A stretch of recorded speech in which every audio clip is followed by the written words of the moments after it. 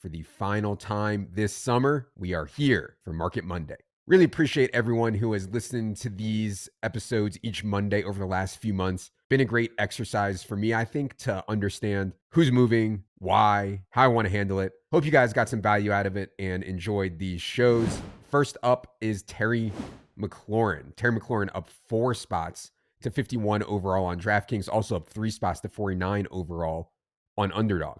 This is, of course, related to last week's Jahan Dotson trade, which left the Commanders with really a bunch of dust behind McLaurin. The target competition is now something like Zach Ertz, De'Ami Brown, Alameda Zacchaeus, Luke McCaffrey, Austin Eckler. So, yeah, of course, we gave a bump in McLaurin's target share in the wake of the trade. But I think the question is, has the market gone too far here now? On Underdog, McLaurin is now going ahead of Dalton Kincaid, Mark Andrews, Christian Kirk, Xavier Worthy. On DraftKings, he's now going ahead of Kincaid, Pickens, Andrews, Worthy, Christian Kirk. And I honestly am not too comfortable with that for a few reasons. First, I think Jaden Daniels will be fine as a thrower, but I'm far from certain there. I mean, I'm far, far more confident that Caleb Williams will win as a thrower right away. Second, on McLaurin, we have Cliff Kingsbury here. You know, Evans talked about how Cliff, in my opinion, the king of the fake sharps, has used McLaurin in the preseason, you know, just lining him up on one side, making him run all his routes from the same spot. I mean, this guy is the author of the horizontal raid. I just have zero confidence that Cliff is going to put his players in the best positions to win. And yeah, you know, Terry's been a very good player, but he's never gone over 1,200 yards in a season. TD rates have been poor, and now he'll turn 29 in a couple weeks. So I don't want to go nuts and change all my priors on Terry McLaurin just because Jahan Dotson is gone. I actually think Zach Ertz and Ben Sinnott will be bigger beneficiaries of the Dotson trade, and hopefully Luke McCaffrey later in the season as well. Second riser I wanted to mention was Raheem Mostert, up 4 spots to 87 overall on Underdog. No surprise here, as more people who are actually having the sex have been drafting lately, running backs are generally climbing. And also, just guys who scored 21 touchdowns last season, they're going to climb as well. The thing is, like, I kind of agree with these more recent drafters on Mostert to some extent. It's really tough to get there on projection with Mostert because he's 32 years old. Achane is so outrageous. They drafted Jalen Wright. They have to get a ton of targets to Tyreek and Jalen Waddle. But I do think that Mostert will open the season as the quote-unquote starter for the Dolphins.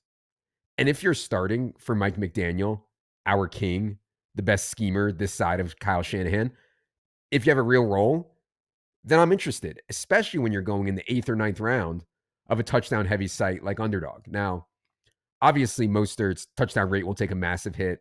Clearly, he's a favorite to be injured this season, but a ton of that is baked in at cost. Definitely a tougher sell, way tougher sell for me on DraftKings. But on Underdog, if I need running back help in that spot, I'm willing to reach above our rank a little bit on Mostert. Third riser is Jalen Tolbert, up 6.5 spots to 166 overall on Underdog now. This has been a crazy ADP move on Jalen Tolbert. When I first started drafting back in late May, I was taking an insane amount of Tolbert. I was up at 50% at some point. But then his price got out of hand. I mean, right now I only have 11% Tolbert, but I have an average pick of 211.6, which I think is an important point because when people talk about exposures, I don't really care how much someone has of X guy. I don't care how much you have of Jalen Tolbert, but I do want to know what price you have them at. You know, I would have loved to have more than 11% Jalen Tolbert this year, but I was never chasing him up the board 50 spots, 30 spots, 40 spots. So I just naturally get my exposure hacked down because the market agreed with me. And honestly, I kind of think went overboard. So, you know, back to Tolbert specifically. Cowboys wanted him to win the wide receiver 3 job. It appears he's clearly won the wide receiver 3 job. The Cowboys want to be very pass heavy.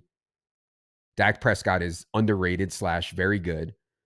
But let's be honest. I mean, Tolbert played behind Michael Gallup a lot last year, and Gallup has since retired. Tolbert's underlying stats have not been great in his 2 NFL seasons since being a round 3 pick out of South Alabama. Can he turn a corner? Can he become better in his 3rd NFL season? Certainly. I think the opportunity will be there, but I have serious doubts if Jalen Tolbert is good enough to pay off at a 14th round ADP. So at this point, I've only been taking him as part of Dak Prescott teams. First faller, Jalen Warren, down 5.4 spots to 92 overall on Underdog. Stems from the hamstring injury Warren sustained during preseason week 1. Initial reports after that had Jalen Warren out 4 to 6 weeks. On Wednesday, Warren told reporters that he fully expects to play week 1. The hamstring is not that big of a deal. And look, I get that players are almost always overly optimistic on their own injuries. But still, I'd consider Warren having a real chance to play in week 1 against the Falcons on September 8th, which kind of makes the ADP gap between Warren and Najee a hair too wide for me right now. Before the injury, they were going extremely close to each other. Now, Warren is down at 92 overall, Najee is at 81. I still think Jalen Warren is the more explosive back, the one more likely to play on pass downs. But I've certainly cooled on Warren generally. Entering the season with a hamstring pull isn't ideal. And this dolt, Arthur Smith, he has Najee, Cordell Patterson, Justin Fields, all at his disposal to run the football. I just have no faith that Artie is going to do the right thing when it comes to evaluating his internal talent. And I do think Najee is like the kind of guy that fantasy people don't like, but coaches do, especially coaches like Artie. So, I still think the gap between these two running backs is too wide, but my Warren exposure has really been sinking because I haven't bought the dip here. I just haven't been buying the dip. So I still have 16% Warren, which is a little scary to me right now. 14% Najee Harris, but they're going to have so much volume running. I still think it's okay, but I'm just getting a little worried that we're going back down the same Arthur Smith path. Speaking of the Steelers and Arthur Smith, George Pickens down 6 spots to 56 overall on DraftKings. I've talked a few times on the show about why I'm mostly out on Pickens at his cost. But now his cost is changing significantly for no real reason. This Brandon Ayuk trade, with all due respect to Pretty Ricky or whoever, I just don't think it's happening. So now our rank is getting closer. Our ranking of Pickens is getting closer to his ADP. We're at 50th overall on Underdog. ADP has sunk down to 47. We're at 54th overall on Pickens on DraftKings.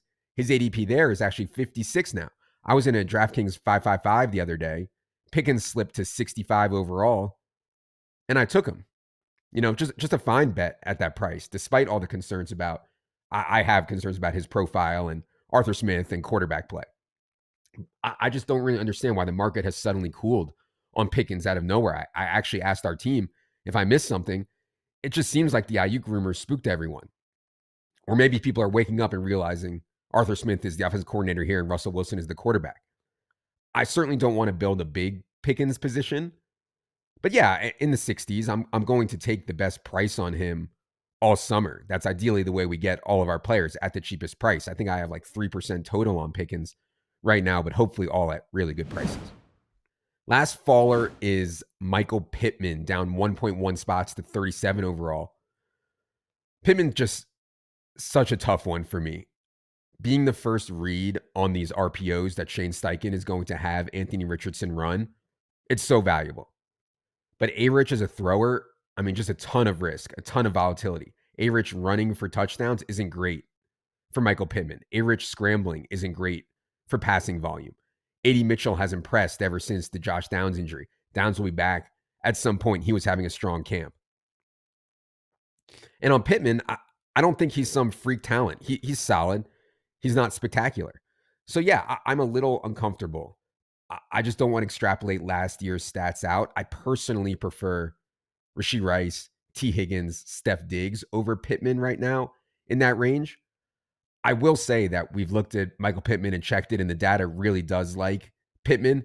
My take on him right now is more of like a vibes-based take. I think the range of outcomes on Anthony Richardson and the way this offense goes is just really wide, considering how high Pittman goes. So it's more of just a gut-based take, which I don't think is always the right way to play fantasy football.